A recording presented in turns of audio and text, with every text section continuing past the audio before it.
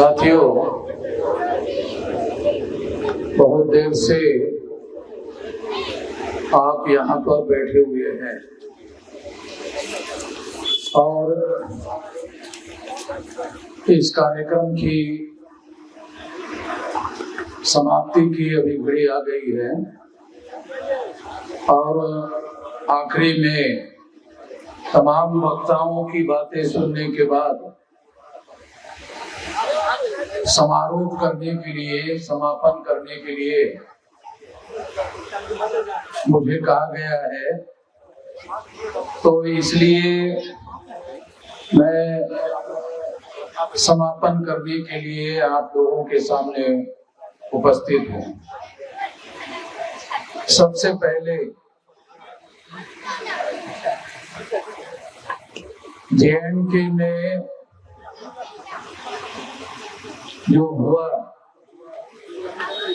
और जो जानकारी आप सभी लोगों को मीडिया के द्वारा उपलब्ध हुई और हमें जो जानकारी उपलब्ध हुई उसके अनुसार गोलियां मारने वाले लोगों ने मारने के पहले नाम पूछे और जब नाम उनको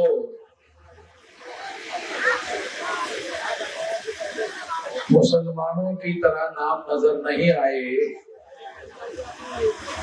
जो हमारे देश में नाम लिखे जाते हैं, बोले जाते हैं, या माँ बाप हमारे लोगों के नाम मुसलमानों के अलावा रखते हैं, उस तरह के नाम जब उन्होंने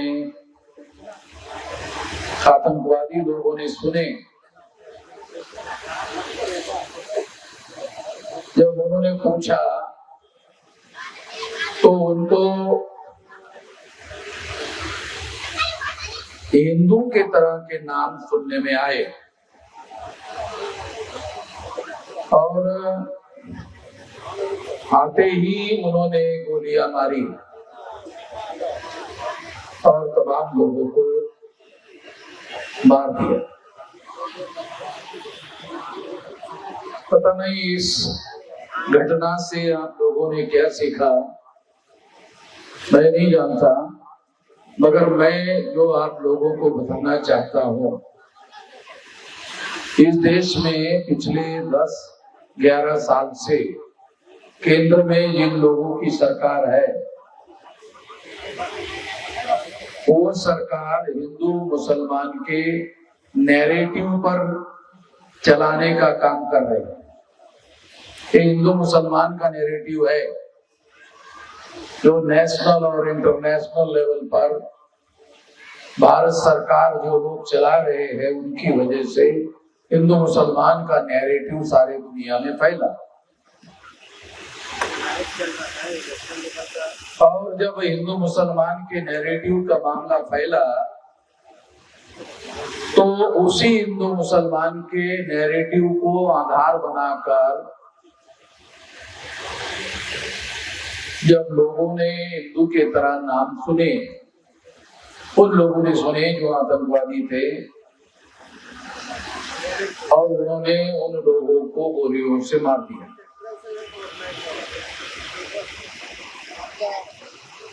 कौन लोग हैं भारत में हिंदू मुसलमान का नैरेटिव चला रहे हैं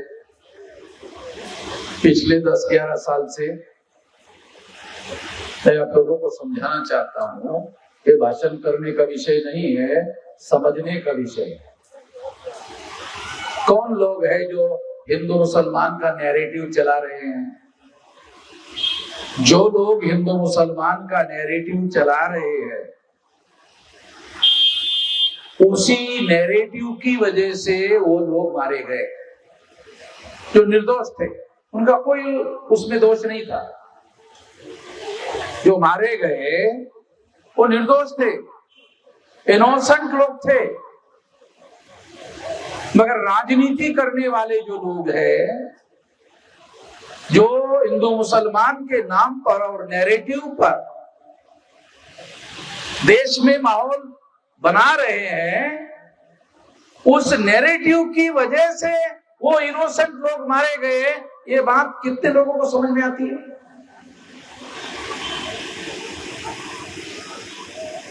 ये जो हिंदू मुसलमान का नैरेटिव है, क्योंकि गोलियां मारने वालों ने पूछा और जब उन्होंने वो नाम हिंदुओं के देखे तो देते ही उन्होंने उन लोगों को गोलियों से मार दिया।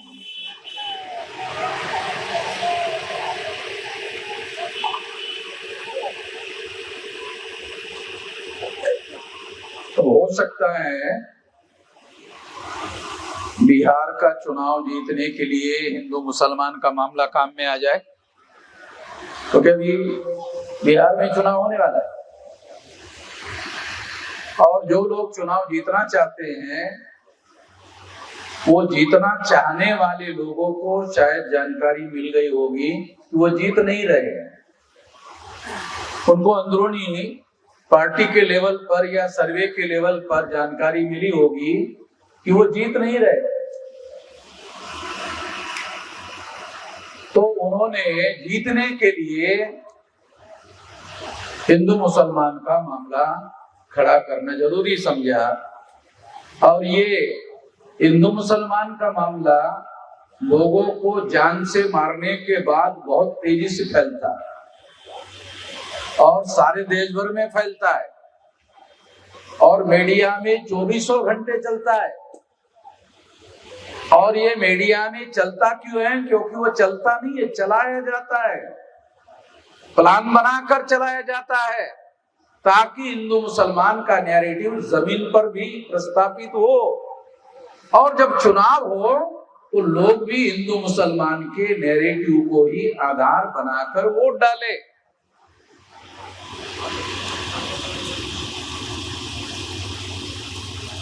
ये जो JNK में हुआ, ये इसके पीछे असली वजह है। जो केंद्र में सरकार में है वो लोग ही इस तरह की बातें फैला रहे हैं। मुझे लगा सबसे पहले ये बात आप लोगों को बता दूं, उसके बाद में हम लोग सारे देश भर में जो अभियान चला रहे हैं उस अभियान को ध्यान में रखते हुए कुछ बातें आप लोगों को बताई जाए। साथियों, 1848 से फुले शाहू अम्बेडकर का आंदोलन देश में चला। 1848 से लेकर 1956 तक फुले शाहू अम्बेडकर का आंदोलन चला। एक विचारधारा के लोग हैं, आप में से तमाम लोग केवल मात्र अम्बेडकर की बात करते हैं। बहुत सारे लोग जब बोलने के लिए आते हैं तो वो अम्बेडकर की बात करते रहते हैं। मैं ज्यादातर लोगों को सुनता रहता हूँ, वो केवल अम्बेडकर की बात करते हैं, मगर अम्बेडकर ने जिसको गुरु माना वो गुरु को छोड़ देते हैं। जो लोग अम्बेडकर की बात करते हैं उसी अम्बेडकर ने जिसको गुरु माना उसको छोड़ देते। आप लोग जिसको महान मानते हैं बाबा साहब अम्बेडकर को, उसी ने तो उसको गुरु माना। तो गुरु होता है और चेला तो चेला होता है, और गुरु बड़ा होता है और चेला छोटा होता है। ये आप लोगों से मैंने सुना, मगर आप लोगों को गुरु चेला का जो छोटा और बड़ा वाला मामला है मुझे लगता है आप लोगों को याद नहीं होगा। इस वजह से मुझे लगा आप लोगों को याद दिलाया जाना चाहिए।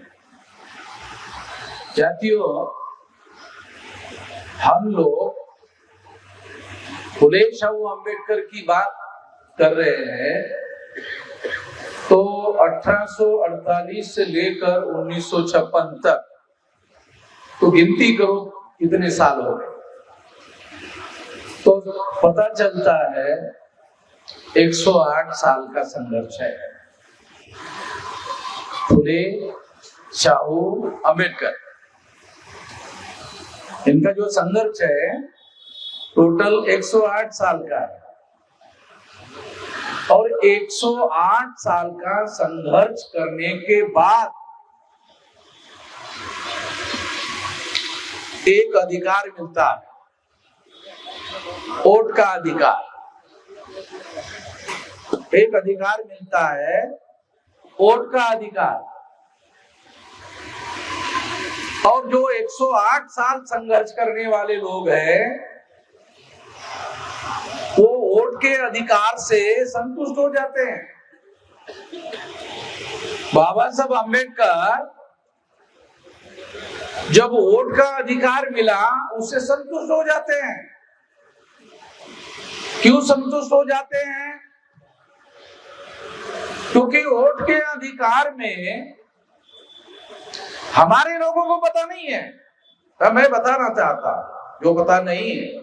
वोट के अधिकार में दो अधिकार शामिल है। एक अधिकार है शासक चुनने का और एक अधिकार है शासक बनने का। मुझे नहीं लगता किसी ने अभी तक बताया होगा, आज तक किसी ने बताया होगा। वोट के अधिकार में दो अधिकार शामिल है, एक शासक चुनने का और एक शासक बनने का। आप लोगों को कितना बताया गया? वोट का अधिकार, वोट देने का अधिकार।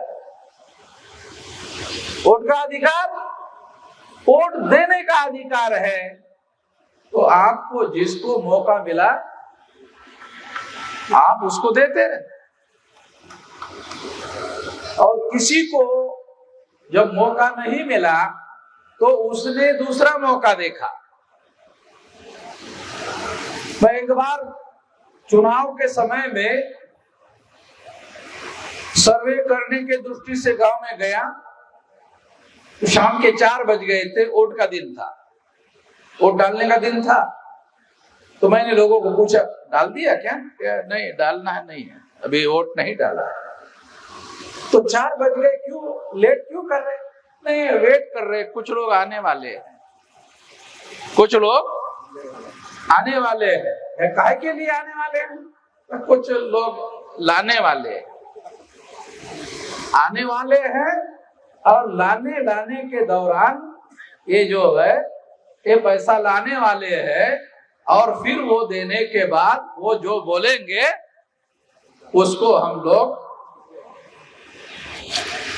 वोट डालते हैं।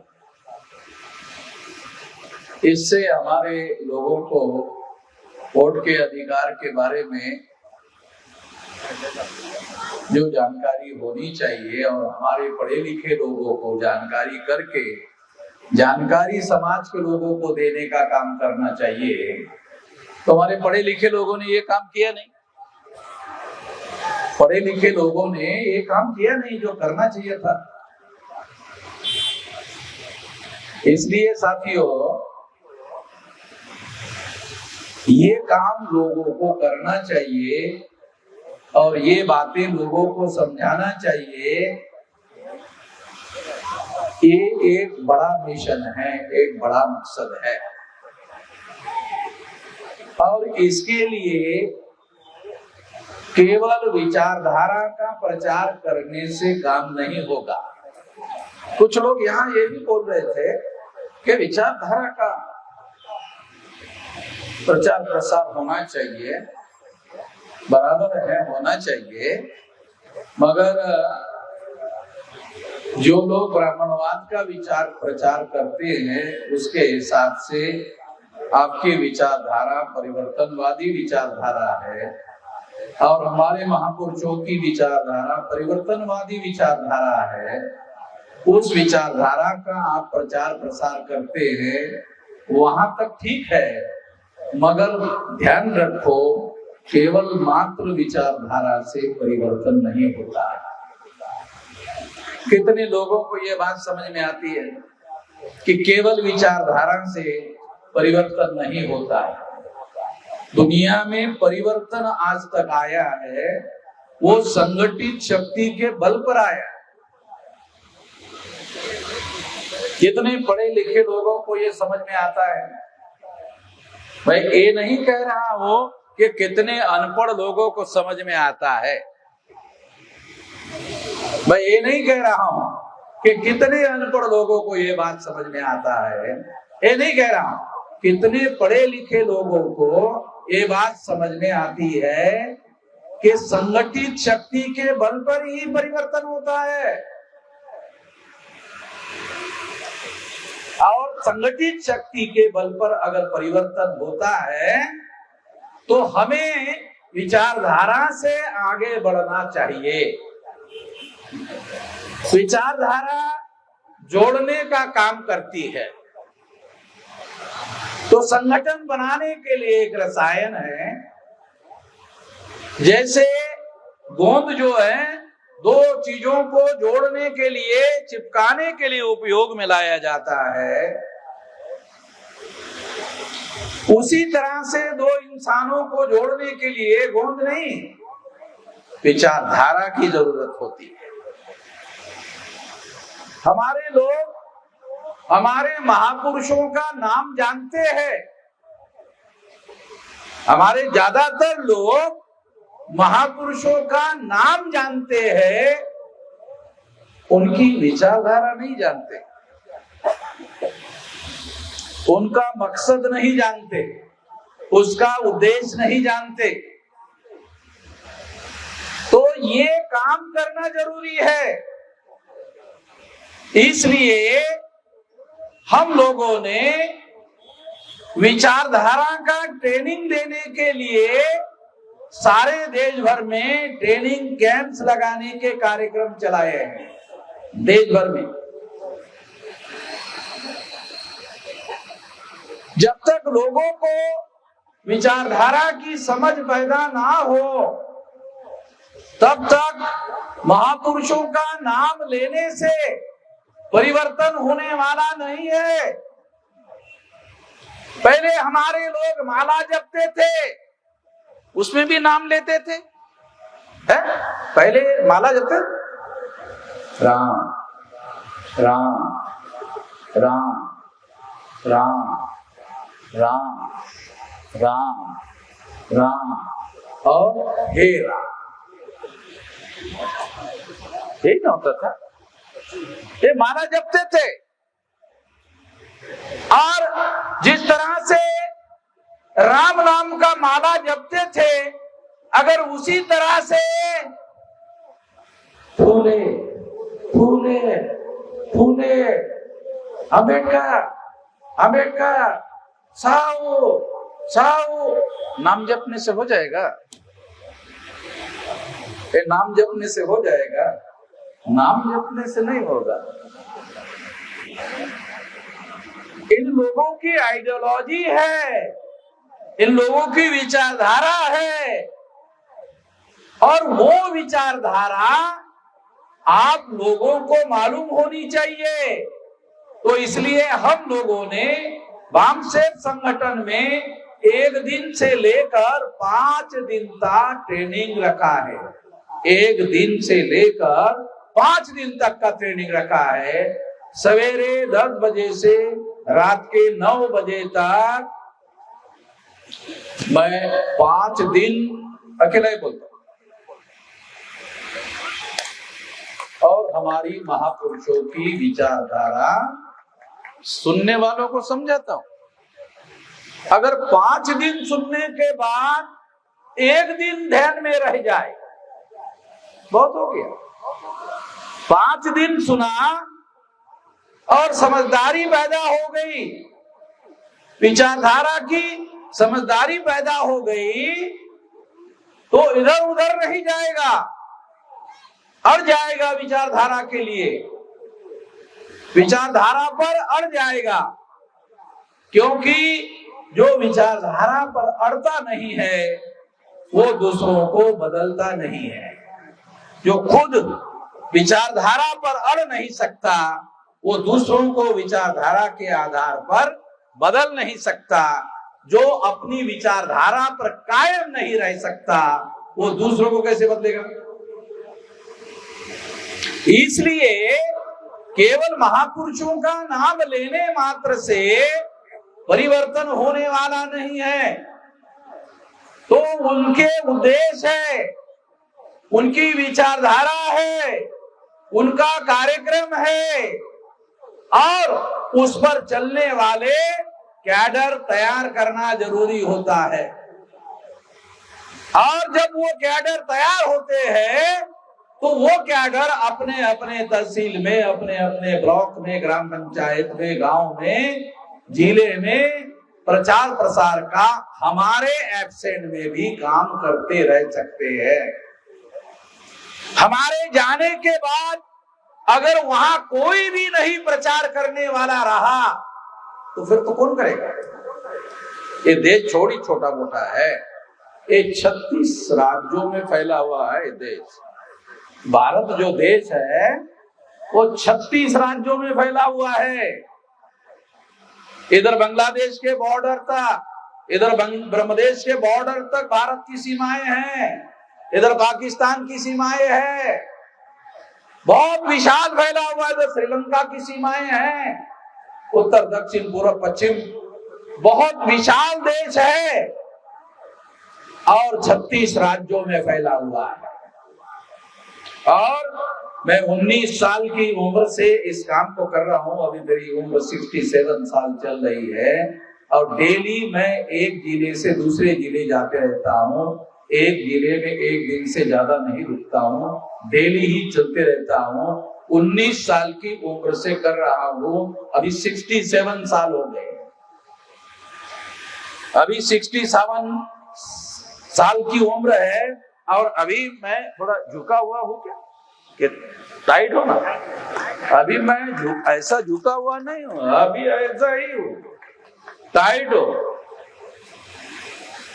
अभी भी इस उम्र में भी डेली ट्रैवलिंग कर रहा हूं, एक दिन नहीं, डेली ट्रैवलिंग। उसके बाद वहां जाकर कार्यक्रम करने का।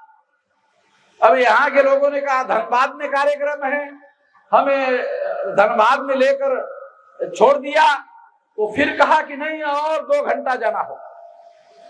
बताया ही नहीं कि वहां धनबाद से और एक देहात में जाना होगा, गांव में जाना होगा। तो हमने कहा अरे आए हैं तो जाना तो पड़ेगा ना। और अब हम लोगों ने शहरों में काम करने के बजाय अभी योजना बनाई कि गांव में जाएंगे। अभी 2030 तक हम लोगों ने योजना बनाई, 6.5 लाख गांव हैं, तो 6.5 लाख में से 6 लाख गांव में ये आंदोलन पहुंचाना होगा। इस योजना पर काम कर रहा हूं। अभी इतने लंबे समय से 67 साल हो गया, मेरी उम्र हो गई इतने लंबे समय से, लगभग राउंड अबाउट 50 साल से ये काम करते करते 36 में से 32 राज्यों में ये संगठन फैलाया और 769 जिले हैं देश में, उसमें से 625 जिलों में संगठन फैलाया। परिवर्तन केवल मात्र विचारधारा से नहीं होता है, परिवर्तन संगठित शक्ति से होता है। संगठित शक्ति रहेगी तो परिवर्तन होगा। ये बात मैं इसलिए आप लोगों को बता रहा हूं क्योंकि आप लोग यहाँ सुनने के लिए आए हो और सुनकर चले जाएंगे ये मानकर कि आपकी जिम्मेदारी समाप्त हो गई। नहीं, अगर आपको ये काम ठीक लगता है, ये काम करना चाहिए ऐसा आपको लगता है, तो जिम्मेदारी लेकर ये काम करना चाहिए। और इस जिम्मेदारी का निर्वहन करने के लिए जो कमियां, खामियां, कमजोरियां है वो दूर करने के लिए आपको संगठन के द्वारा तमाम प्रकार का ट्रेनिंग दिया जाएगा, तमाम प्रकार की प्रशिक्षण दिया जाएगा और प्रशिक्षण लेकर अपने आप को तैयार करना होगा। हमारे सीनियर थे काशीराम जी, फिर उसके बाद डीके खापर्डे, दीना भाना, उन लोगों से हमने सीखा, सुना हमने सीखा और इस काम को जिंदगी लगा दी। अभी 67 चल रहा है और 67 का मतलब समझते हो? अगर कोई आदमी नौकरी कर रहा है होता तो 58 साल में रिटायर्ड हो गया होता और 60 साल में लोग कहते हैं ये केवल रिटायर्ड नहीं टायर्ड भी हो गया है। 58 में रिटायर्ड हो जाता है और 60 साल में टायर्ड भी हो जाता है, लोग ऐसा मानते हैं। तो हम 58 में भी रिटायर्ड नहीं हुए, 60 साल में भी टायर्ड नहीं हुए, अभी 67 चल रहा है और हम लोग इस लड़ाई में अभी भी सारे देश भर में फैलाने के काम में लगे हुए हैं। जैसा मैंने अभी आपको कहा कि पढ़े लिखे लोगों का संगठन बनाने के लिए बहुत लंबा समय लगा। एक एक पढ़े लिखे आदमी को लेकर बैठाकर समझाना पड़ता था, उसके दसियों सवाल होते थे, उसके जवाब देने पड़ते थे। इसके बावजूद भी बार बार ऐसा करना पड़ता था और इसलिए इतना लंबा समय लगा। और अभी हमारा विशाल नेटवर्क तैयार हो गया और इसके आधार पर अभी हम लोग सेकंड फेज में अपने आंदोलन को लेकर चल रहे हैं। वो आंदोलन है लोगों का आंदोलन, जनता का आंदोलन, मासेस का आंदोलन। अभी हम लोग पढ़े लिखे लोगों के साथ उनको लेकर 6 लाख गांवों के अंदर 15 लाख बूथ है। चुनाव कमीशन जब चुनाव कंडक्ट करवाता है तो बूथ बनाता है, 1000 वोटर का एक बूथ, ऐसे 15 लाख बूथ है। तो हमने 6 लाख गांव का संगठन बनाने के साथ साथ 15 लाख बूथ का भी संगठन बनाने का प्लान बनाया। बूथ लेवल में हमारी कमेटी होनी चाहिए और बूथ के नीचे schedule caste, most backward schedule caste, extreme backward schedule caste, schedule tribe, most backward schedule tribe, nomadic tribe, MBC, OBC और इनसे कन्वर्टेड माइनॉरिटीज, मुस्लिम, सिख, ईसाई, बुद्धिस्ट, जैन, लिंगायत, ऐसे 14 सामाजिक समूहों के लोगों को जोड़कर लगभग 2 करोड़ शाखाएं सारे देश भर में डेवलप करने के काम में हम लगे हुए हैं। संगठन की 2 करोड़ शाखाएं देश में संगठित शक्ति निर्माण करने के लिए 2 करोड़ शाखाओं का गठन करने के काम में लगे हुए हैं।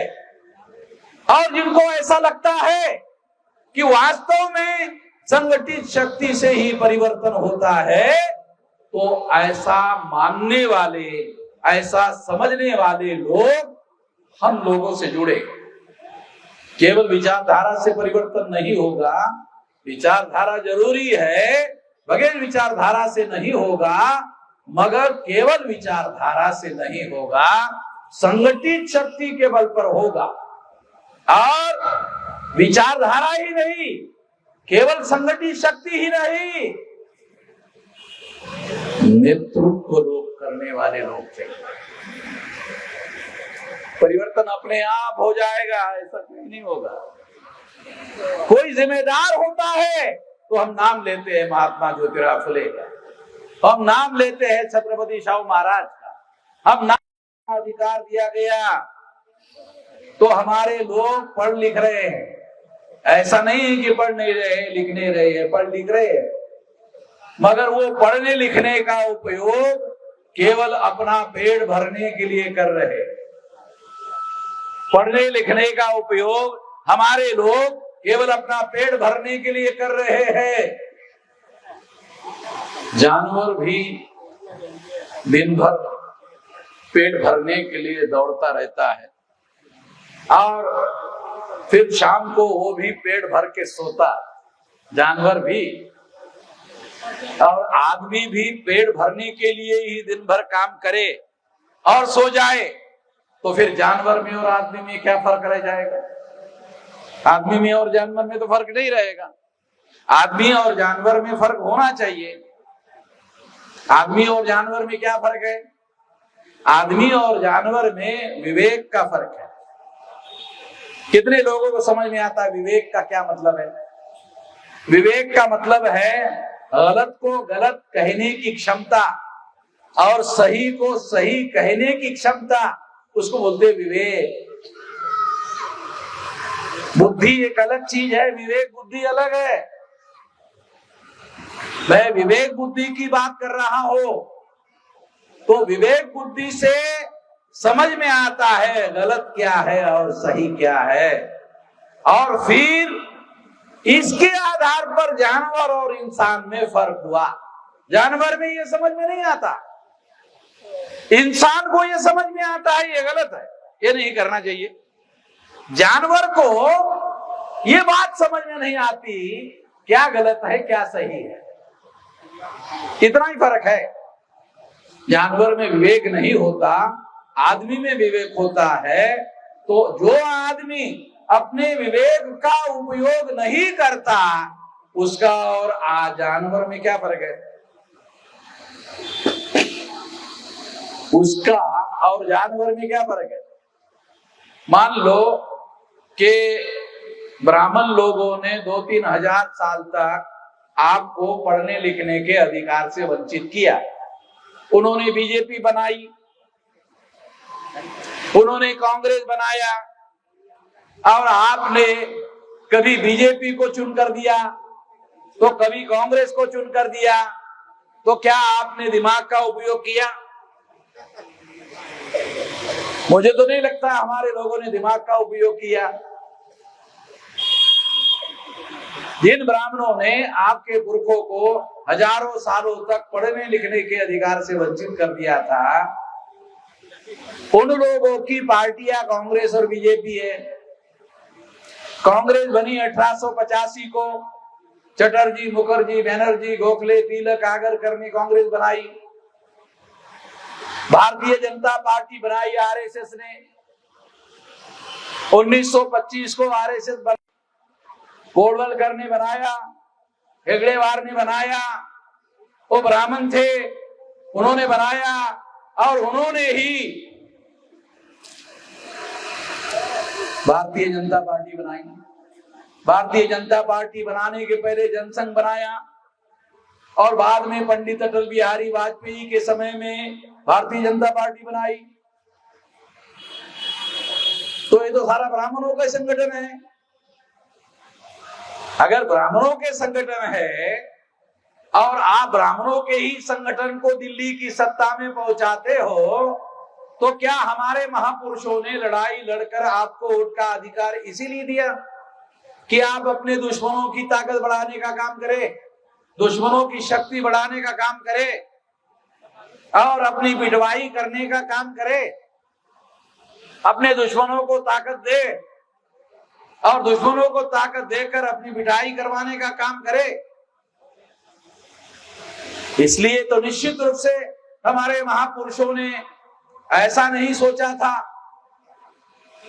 इसके बावजूद भी हमारे लोग ऐसा कर रहे हैं, तो उसकी कोई न कोई जरूर वजह होगी। वो वजह ये है कि हम विवेक बुद्धि का उपयोग नहीं कर रहे हैं।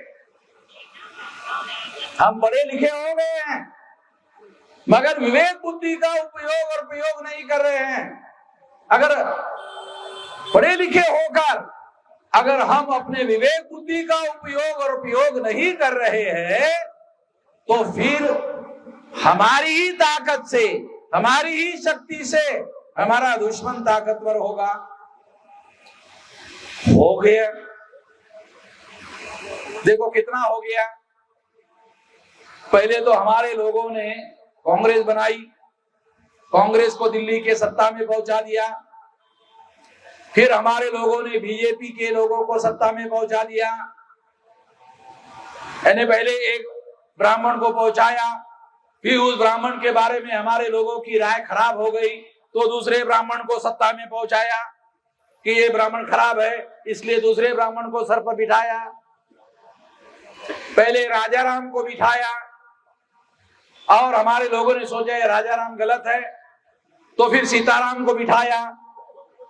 तो हमारे लोग इतने महान हैं, राजाराम को छोड़ देते, सीताराम को पकड़ते हैं। सीताराम को छोड़ देते, राजाराम को पकड़ते हैं। गधेपन की भी कोई लिमिट होनी चाहिए। आदमी को गधा होना चाहिए थोड़ा बहुत, मगर गधेपन की कोई न कोई लिमिट निर्धारित करनी चाहिए। हम गधापन जो है बार बार वही बात दोहराते रहते हैं, वही करते रहते हैं, तो इससे हम अपना नुकसान करते हैं, आने वाली नस्लों का नुकसान करते हैं, आने वाली पीढ़ियों का नुकसान करते हैं। तो हम लोगों को सतर्क रहना चाहिए। उनके पास मीडिया है, उनके पास अखबार है, उनके पास टीवी है, और उस पर सारी खबरें दिन भर आप देखते रहते हो, उनकी चर्चा चलती रहती है, और उनकी चर्चा में आप लोग मेंटली इन्वॉल्व हो जाते हो, और इस तरह से उनमें से किसी एक दुश्मन को अपना हुक्मरान बनाते हो, अपने देश को चलाने की जिम्मेदारी सौंप देते हो, और ये बार बार करते हो, ये बार बार वही करते हो। इसके लिए हमारे महापुरुषों ने लड़ाई नहीं लड़ी। 100 में 85% वोट हमारे है।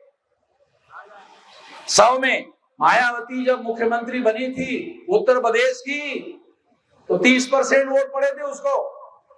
30% वोट के आधार पर मायावती 207 विधानसभा की सीटें भी चुनकर आई थी। 402 में से 402 सीटें थी, उसमें से 207 सीटें मायावती चुनकर आई, केवल 30% वोटों के आधार पर।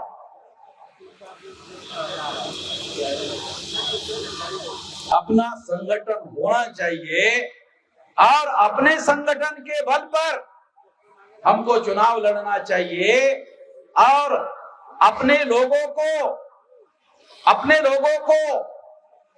अपनी पार्टी, अपना संगठन बढ़ाने के लिए निधि देना चाहिए। हमारे आंदोलन का टाटा बिरला कौन है?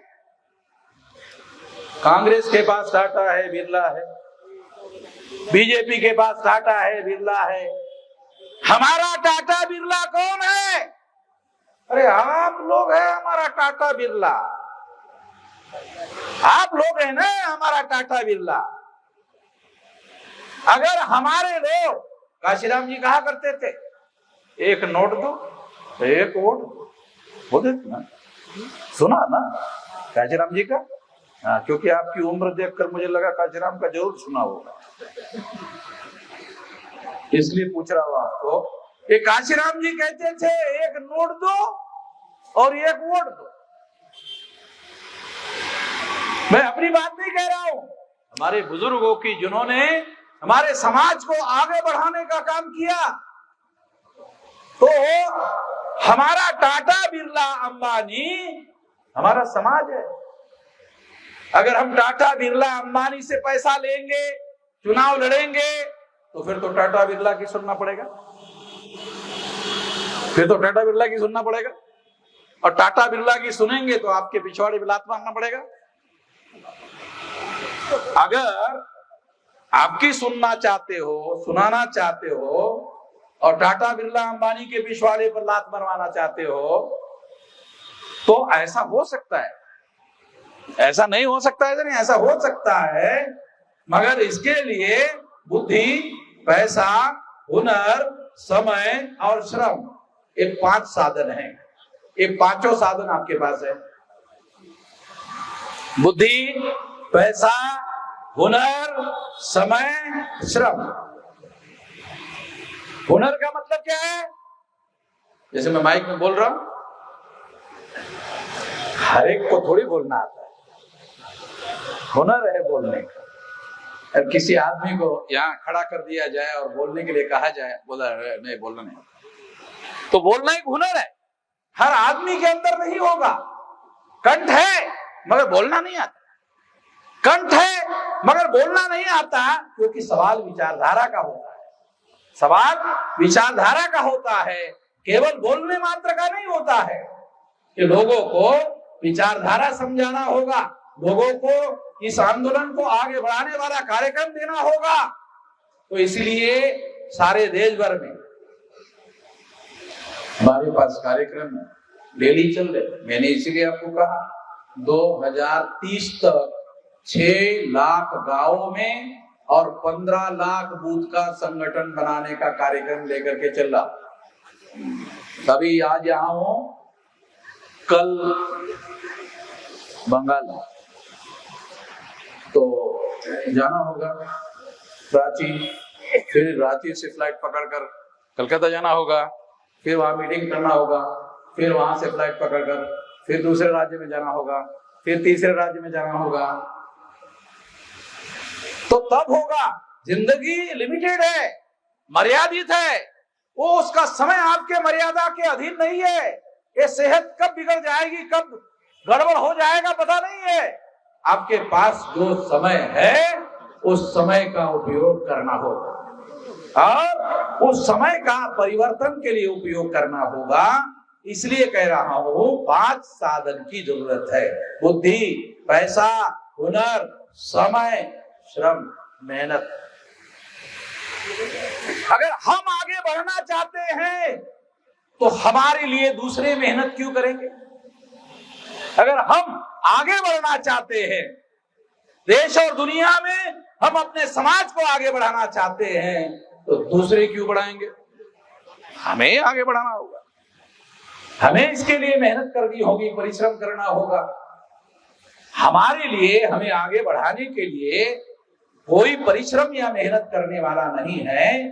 और अभी 75 साल से ज्यादा समय हो गया, हमारे वोट लेते रहे, केंद्र में सत्ता बनाते रहे। अनुसूचित जाति, जनजाति, पिछड़े वर्ग के लोगों ने बीजेपी को वोट दिया। वोट देने के बाद वो दिल्ली में पहुंच गए। दिल्ली में पहुंचने के बाद वो क्या बोल रहे हैं? अनुसूचित जाति, जनजाति, पिछड़े वर्ग ने हमको वोट नहीं दिया, तो हिंदुओं ने।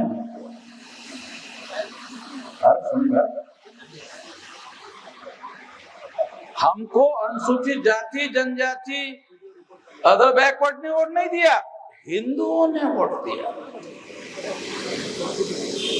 तो इसका मतलब ये है कि जो 3.5% ब्राह्मण है वो आपको हिंदू बनाना चाहते हैं। और दयानंद सरस्वती कहते हैं कि हिंदू तो मुसलमानों की दी हुई गाली है। मैंने लोगों को कहा, अरे ये तो दयानंद सरस्वती कहता है हिंदू तो मुसलमानों की दी हुई गाली है। जब मैंने ये प्रचार शुरू कर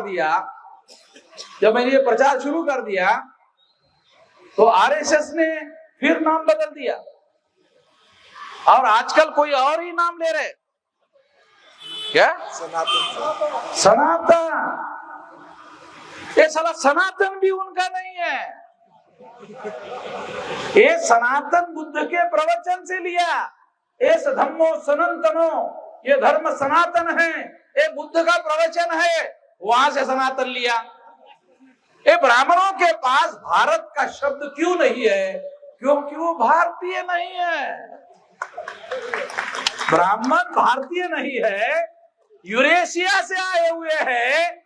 और डीएनए के अनुसार, विज्ञान के अनुसार प्रमाणित हो गया कि ब्राह्मण यूरेशिया से आए हुए विदेशी लोग हैं। अगर अंग्रेज विदेशी थे तो उनको भारत पर राज करने का अधिकार नहीं था, तो उनको गांधी जी के द्वारा भगाया गया। तो ये लोग भी भारत पर राज करने के लायक नहीं है, क्योंकि ये भी अंग्रेजों की तरह ये भी विदेशी है। मगर आपके घर में पूजा होगी तो पंडित जी के बगैर होगी क्या? ये है गधापन कि ब्राह्मण को हम अपने सर पर बिठाते हैं, और जब सर पर बिठाते हैं तो उनको बोलते हैं भाई यही पंडित जी अच्छा है, उसको एमएलए बनाओ, उसको एमपी बनाओ, उसको सरकार बनाओ।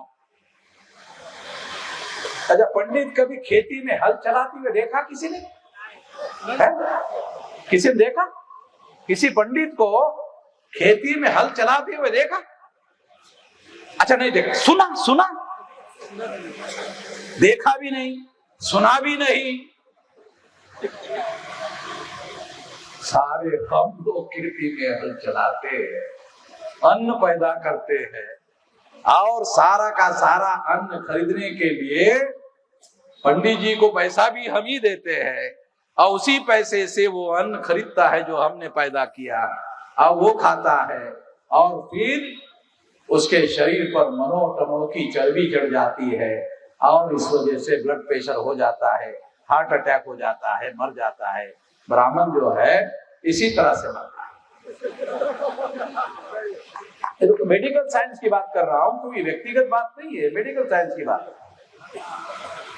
तो साथियों, मैं आप लोगों को ये बता रहा हूं कि हम लोगों को अपना संगठित शक्ति का निर्माण करने पर ज्यादा जोर देना चाहिए। एससी, एसटी, ओबीसी और माइनॉरिटी की संख्या 85% है, और चुनाव जीतने के लिए 40% से ज्यादा वोटों की जरूरत नहीं है। 85% का 50% 42.5% होता है, इतने वोटों की भी जरूरत नहीं है। जो चुनाव आंकड़ों का विश्लेषण करो तो आपको पता चलेगा, 3-4 पार्टियां मिलकर जब चुनाव लड़ते हैं तो 30% में मायावती मुख्यमंत्री बनी। जब ज्यादा पार्टियां होती है तो वोटों का विभाजन होता है, और कम संख्या में भी आप शासक वर्ग बन सकते हो। तो आपको वोट का उपयोग वोट देने के लिए नहीं करना है। संकल्प करो, वोट देने का अधिकार नहीं है, वोट किसी को भी देने का अधिकार नहीं है, वोट शासक चुनने का अधिकार नहीं है, वोट शासक बनने का अधिकार है। देखो फर्क कैसे होता है, सोचने का फर्क कैसे होता है। अगर आपने मान लिया कि शासक चुनने का अधिकार है तो आप दूसरों को